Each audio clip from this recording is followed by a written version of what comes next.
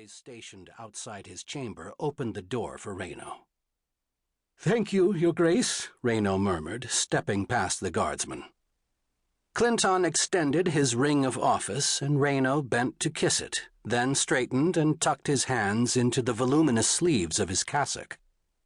The remnants of a truly enormous meal lay strewn in ruins across the large dining table, and Reyno carefully avoided noticing that there had been 2 place settings. Most vicars practiced at least some discretion when it came to entertaining their mistresses within the temple's sacred precincts. Everyone knew it happened anyway, yet there were standards to be maintained, appearances to be satisfied. But Jaspar Clinton wasn't most vicars. He was the Grand Inquisitor, the keeper of Mother Church's conscience, and there were times when even Reyno, who had served him for decades, wondered exactly what passed through his mind. How the same man could be so zealous when it came to rooting out the sins of others, even while he indulged his own. "Fair's fair, Willem," the Archbishop told himself. "He may be a zealot, and he's definitely self-indulgent, but at least he's not hypocritical among his peers. And he does draw a remarkably sharp line between sins which are merely venal and those which constitute mortal offences in the eyes of Schuyler and God.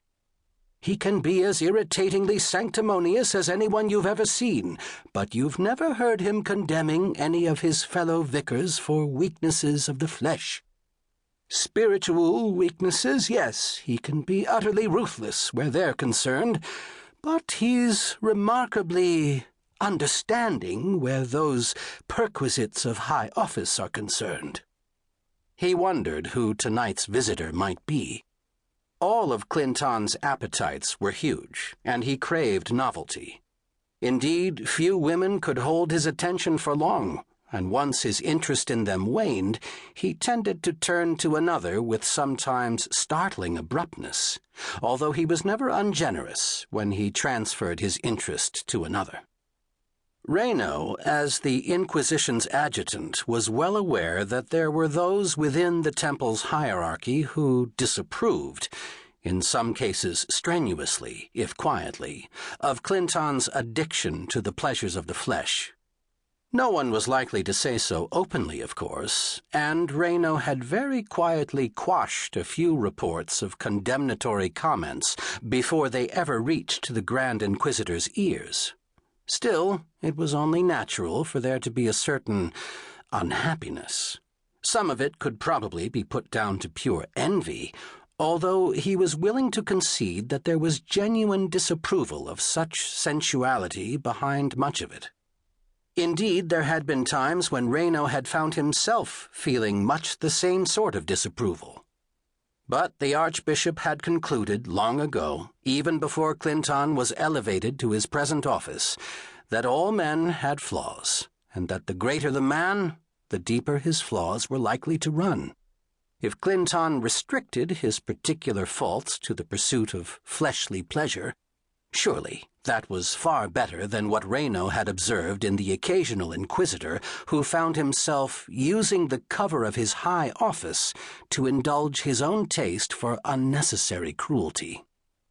"Thank you for coming so promptly, Willem," Clinton continued as he ushered the Archbishop to one of the temple's incredibly comfortable chairs.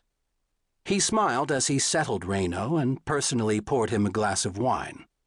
The Grand Inquisitor's normal table manners generally took second place, or even third, to the gusto he brought to food and wine, yet he could be an incredibly gracious and charming host when he chose to be. Nor was that charm false. It simply never occurred to him to extend it to anyone outside the circle of intimates he relied upon and fully trusted. Or at least trusted as much as he ever trusted anyone else. "I realize your message didn't seem to indicate any immediate urgency, Your Grace.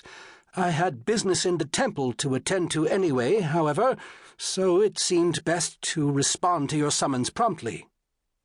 "I only wish I had a dozen archbishops and bishops who were as reliable as you are," Clinton told him.